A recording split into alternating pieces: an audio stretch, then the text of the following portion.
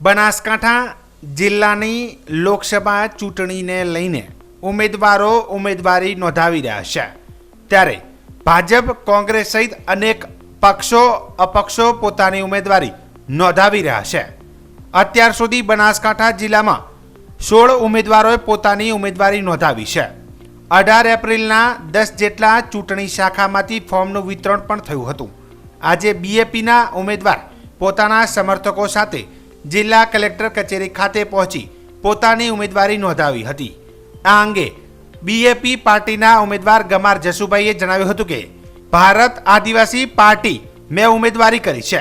અમારા આદિવાસી સમાજના સમર્થનથી મને આદિવાસી સમાજ સપોર્ટ કરે છે.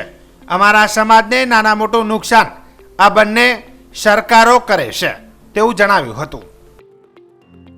આજે તમે ઉમેદવારી પત્ર ભર્યું, શું કહ્યું?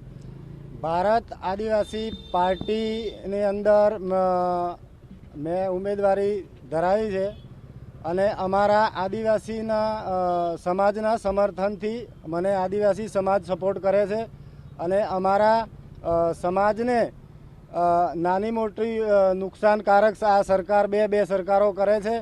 જ્યારે રેલવેનું આવ્યું, અમારા પાસે એક જીવવા માટે નાના ટુકડા હોય છે, એ પણ ઓછા દામમાં અને ઓછા પૈસામાં સરકાર જે લઈ લે છે અને અમારા આદિવાસીના જે હકો છે એના માટે અમે લડશું. જય જોહાર કા નારા હે, જય